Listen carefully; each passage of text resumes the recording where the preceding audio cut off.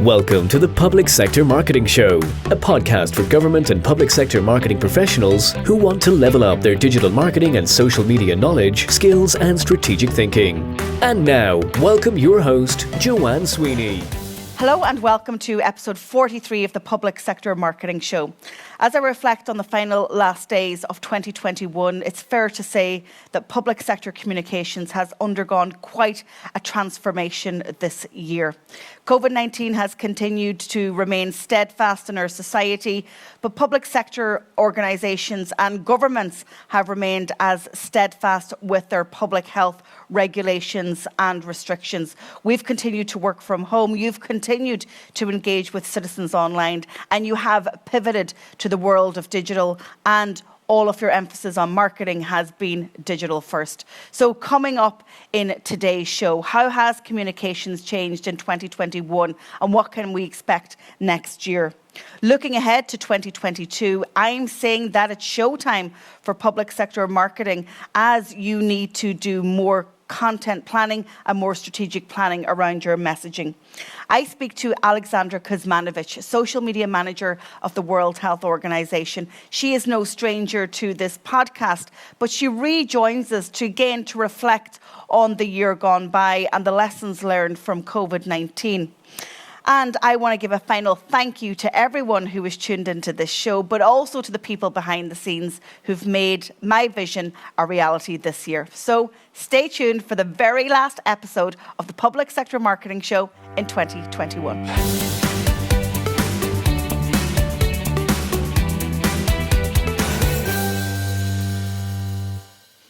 In today's column, I want to talk to you about why the public expect their public services online.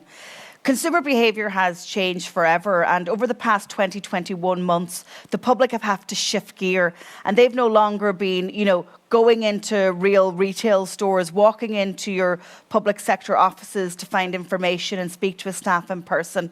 They've gone online and they've totally embraced the digital age. And it's now time for government and public sector agencies to follow suit. We can no longer have a monopolistic mindset. We can no longer dictate how the public hear from us, because if we continue to act in that way, that is going to alienate the public.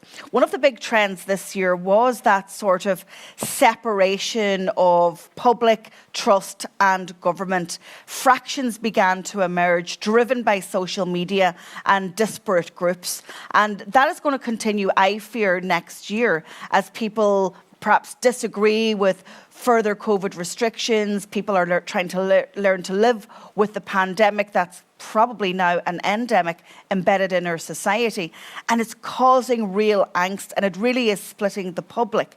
So my suggestion for you is to bring your public services online and try and get closer to the public by leveraging the technology, the big data, and the software apps and tools that can help you scale your messaging. So how can you really embrace public service comms from the public's perspective? Well, messaging is one of the easiest ways to do it. We have the government of India as one example. When I spoke at the Facebook Government Digital Transformation Summit a couple of months ago, there was a representative there from the government of India, and exclusively their public comms was done through WhatsApp. Highly accessible, being used by the public every day. It's free, it's got low bandwidth. And they said that without WhatsApp, they really couldn't have managed the extent of the COVID crisis that they faced. And we know in India, where it's a poor country, the vaccines haven't reached everyone, that their challenge was massive. But for me, it gave me a great insight into how our mindset and our culture, perhaps in the Western world, that we can't use apps such as WhatsApp or Messenger because of privacy concerns. Well, let's look to other jurisdictions who are really proving to be innovative. Another consideration when it comes to the public asking for public services online is really that breadth and that depth of content. Social media is great. It's great for discoverability. It's great for bringing traffic to our website. But we cannot put all of our digital eggs into the social media basket. It is not owned media. It's rented media. We are at the mercy of the algorithms. And with any change, our reach and our engagement can fall. So what the public are maybe expecting from you is lots of long-form content in the form of long-form video, long-form text, long-form audio. So consider your approach in 2022. I really do think we need to be a little bit more discerning about how we approach our digital comms next year. I'm not recommending more is more. Potentially, I'm recommending that less is more, but certainly to be more strategic and to lean into long-form content. Level up your digital skills by taking our diploma in digital marketing, plus gain an industry qualification. Use the code DigitalMarketing20 for a 20% discount. Visit publicsectormarketingpros.com. In today's consulting segment, I'm suggesting that 2022 is showtime for public sector communications. Now, you might think that, I've gone crazy with the New Year celebrations, but in actual fact, I think that this would be a very clever strategy for government and public sector agencies to embrace in 2022. Listen, you can just take a leaf out of my book on how we create content in this way and how we repurpose it. It's strategic, it's engaging, and it's in line with current trends. You also get to create evergreen content. So I'm suggesting that in 2022, you consider creating your own show.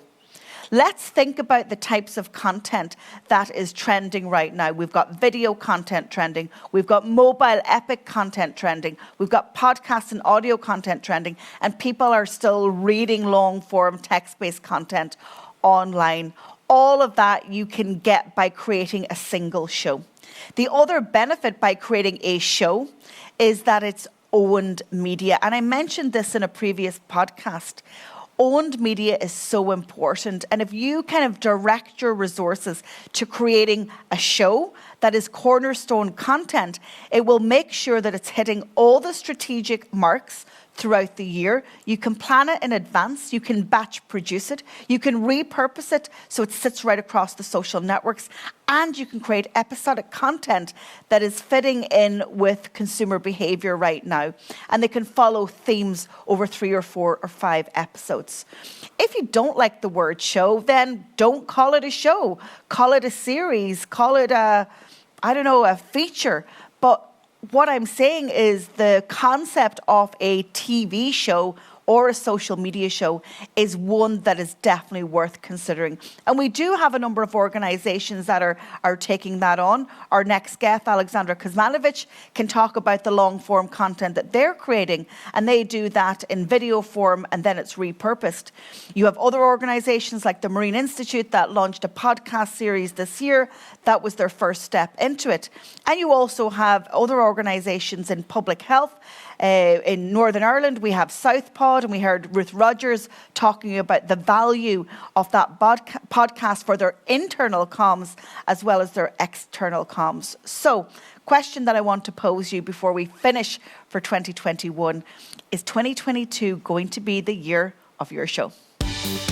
A one-stop shop digital marketing and social media resource. Join our membership academy for 12 months. Access a library of how-to videos, template strategies, and organizational policies. Monthly live coaching. Attend webinars with subject matter experts. Meet and network with public sector pros from across the world. Use the code MEMBERSHIP20 for a 20% discount. Visit publicsectormarketingpros.com. I'm delighted to welcome back Alexandra Kuzmanovic, Social Media Manager with the World Health Organization, to the Public Sector Marketing Show. Before I launched this show in 2020, I had little episodes that I was pushing out from my home office on YouTube, and it was COVID-19 crisis comms conversations. And Alexandra was one of my very first guests. And she's come back on the show, and she spoke this year at the Public Sector Digital Marketing Summit. But I thought it was fitting that we invited her back for the very last episode of the year to reflect on the year gone by, but also to look ahead to 2022. So I really hope you enjoy our conversation. So Alex, it's great to have you back on the show. I remember I was just saying to our listeners and our viewers that when I started the COVID-19 crisis communications conversations back in April 2020, you were one of our first guests. I mean, unfortunately, we're still talking about COVID-19 in a crisis manner. But as we reflect on 2021, what have been your learnings? Because the World Health Organization are very much front and center of all media still. Thank you, John. And I'm also pleased to be back and to be part of the conversations. And thank you for all you do to share the knowledge and experience among public health institutions and social media experts who work for different public health institutions. I think this network is important, and it's important for us to keep talking and sharing all our experiences, as most of us have very limited resources. So we need to rely on this network and on each other. And as we are in pandemic all together, we are also in all this misinformation and challenges together. So we really need to work more closely together. And speaking then of lessons from 2021, I don't think this is something new, but it's definitely being embraced throughout the year and throughout the pandemic, that honesty is the best vaccine against misinformation and disinformation. So in whatever way we use social media and provide information, the most important thing is to stay honest and to present things as they are. Sometimes it is very challenging, in particular as knowledge is evolving. But this is why it's important as well to follow our audience, their needs, their concerns, and to be timely and relevant when we provide them with an answer. And sometimes that is tricky if you don't have a clear answer or clear knowledge how to already provide an answer. But I think then going from a lesson to lesson, then that live features is something that can help us with that. Because it provides us opportunity to elaborate, that we don't have one line answer, as for example, tweets are very short format of writing. So if it's hard to put something in a tweet, we can use Twitter Spaces as a feature that evolved in this year and is growing, so that the experts from the organization or whoever the guest is can elaborate more and address uncertainties and unknowns. So I would say that all these lessons somehow are connected, from being honest and truthful, but also trying to be timely, relevant, and then embracing innovation and the new features or tools that platforms are providing us with. I think definitely the more we go and use social media, we need to focus more on engagement and community management and two-way communication, not just posting information and leaving it out there. That is a huge challenge for an organization like WHO that has millions of followers and a small team.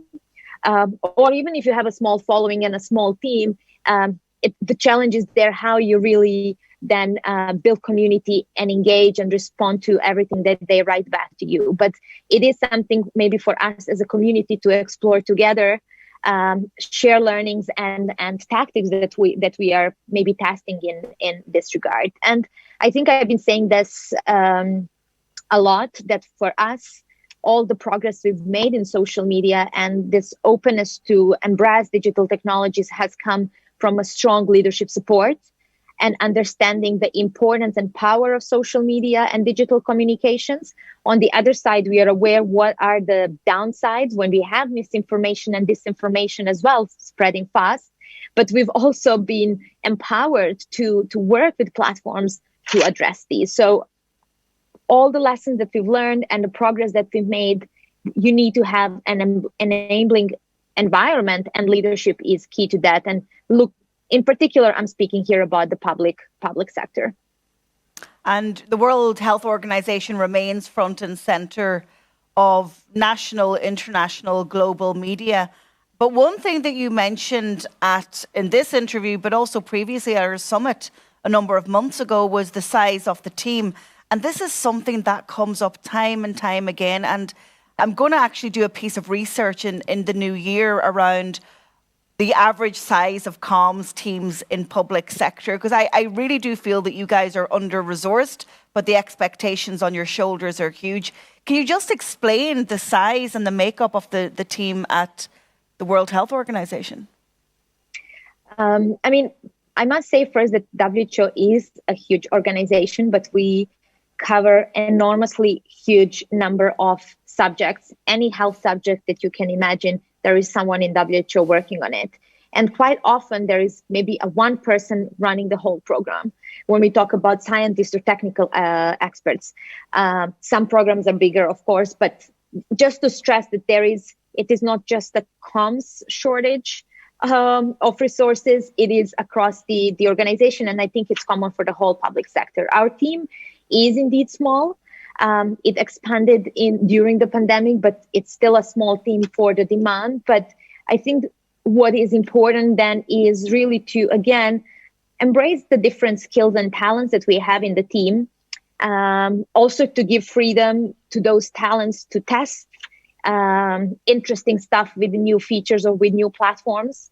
Of course, we would like to have more people and more time to test more things, but we are still in the middle of the pandemic. So there are things that you have to do on day-to-day basis. So I think there is a big challenge and we would need more resources to do more. But on the other side, the teamwork, the trust in the team, and the trust into skills and professionalism of each team member is really important to maintain presence of such a high-profile organization. And so when it comes to scaling those skills within your organization, is it your impression that your colleagues are eager to learn new digital skills so that they can contribute to social media? And is that something that you recommend for other organizations? I mean, definitely.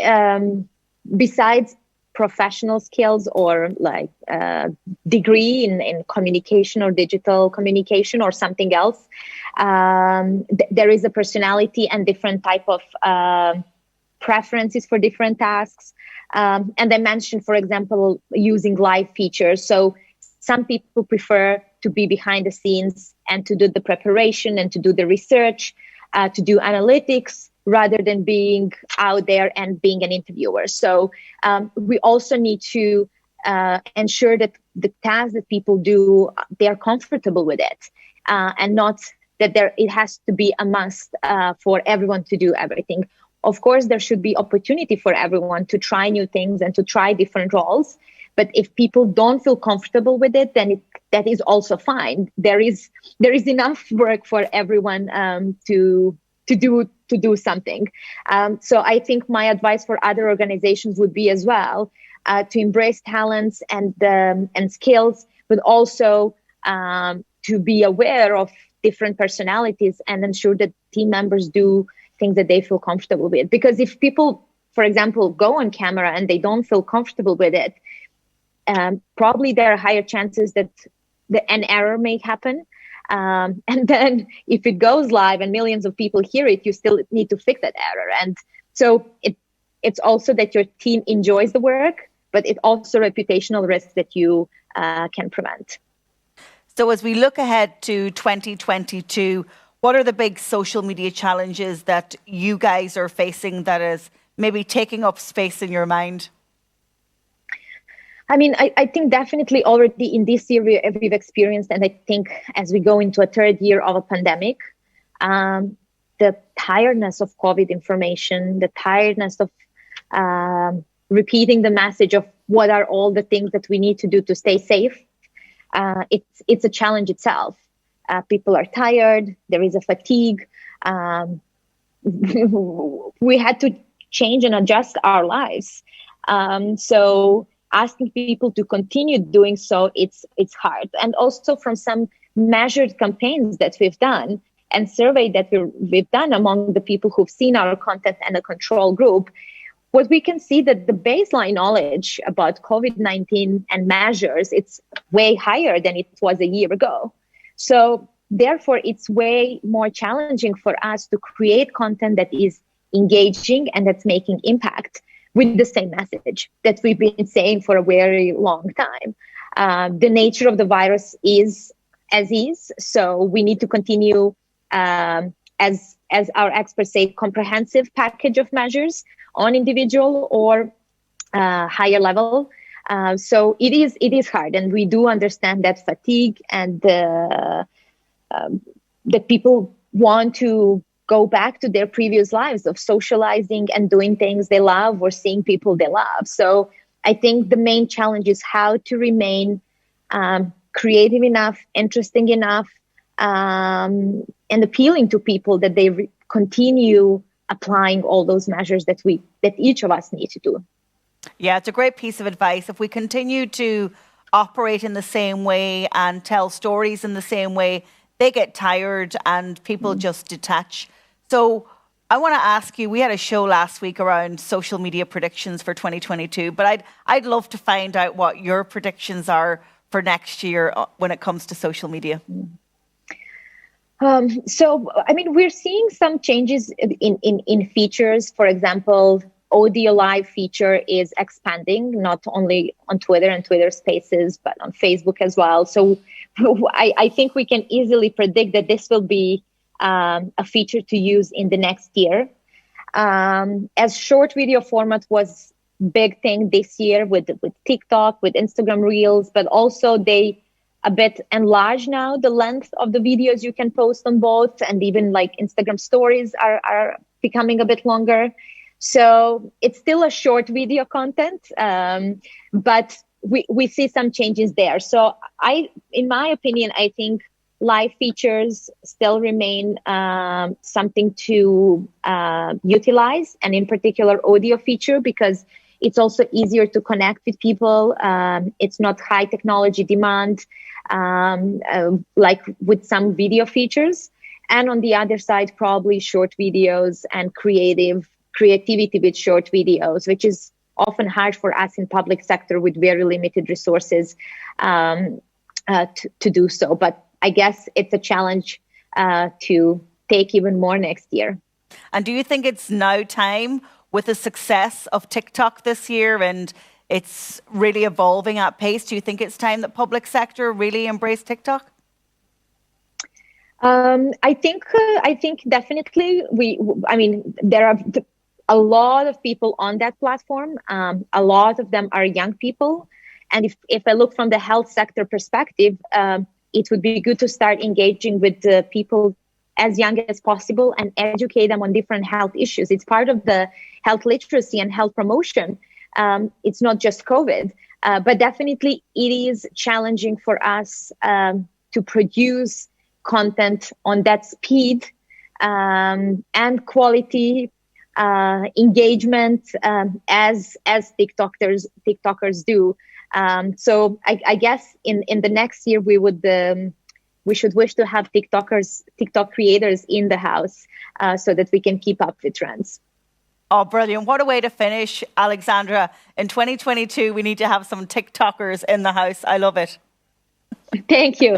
Thank you for having me. It was my pleasure. And I wish you all the best in the next year. And I look forward to that research on resources. It's definitely needed. Well, listen, Alexandra Kuzmanovic from the World Health Organization, keep up the brilliant work. All of us really respect what you and the team are doing. You're doing it brilliantly. You're a real shining light when it comes to digital comms and public sector. And I know that you inspire a lot of your peers. And I'm always grateful that you come and be so open with your sharing. But listen, have a great new year. I hope you get home, are at home, and I will see you in 2022. Thank you. See you in 2022. Level up your social media skills by taking our diploma in social media, plus gain an industry qualification. Use the code SOCIALMEDIA20 for a 20% discount. Visit publicsectormarketingpros.com. Well, that's it, folks. We've come to the very last episode of the Public Sector Marketing Show for 2021. What a year it's been. It's been wonderful to have you with me on this journey. We launched the show earlier this year, and now we've reached episode 43. There's lots of new things coming in 2022, and I hope you continue to engage with me. One of those is our social media bootcamp, where we'll do a deep dive into the 5 core social networks and really understand what features are trending right now, and I will teach you on each of those. Also coming in 2022 is our next free webinar on social media trends next year. Make sure that you register. Go to publicsectormarketingpros.com webinars. Even if you can't make it live, you can definitely get the replay. We've got lots of our signature courses coming back. They're going to be updated next year. So if you're looking to complete a continuing professional development course that is industry certified, then go ahead and check out our website. Well, it's been such a thrill to launch this show. 43 episodes in 52 weeks, 2 whole seasons brought to you from here at Sound to Light in our studio in Galway, but reaching audiences right across the world. I really want to thank you for tuning in, whether you chose to tune in on the podcast, on Facebook, or on YouTube, or indeed on our website, because we actually repurpose the show because we like to practice what we preach. Before I wrap up for the year, I want to thank all the people involved in making this show a reality. While I stand at the front, it's definitely a team effort. So to my colleague Jamelia, to my colleague Angela, to all the team at Sound to Light here in Galway, they do an absolutely wonderful job. We came early with an idea to create a show that was hugely engaging, visually very appealing, and we wanted a really high standard. And that's exactly what we've delivered. So it's been a total pleasure to collaborate with Niall and the entire team. So thank you all from us at Public Sector Marketing Institute. We are going to take it to the next level in 2022. So watch out for even better studio, even better content, and even better delivery. So from me, for now, Happy New Year. Thank you for tuning in. Thank you for working with us. Thanks to all our customers. And I look forward to seeing you next year. Thank you for tuning into this episode of the Public Sector Marketing Show. This episode has ended, but your digital journey can continue. Head over to publicsectormarketingpros.com to access resources and links mentioned in today's show and to connect with Joanne and her team. Until the next time, be sure to subscribe, rate, and review on your favorite podcast platform.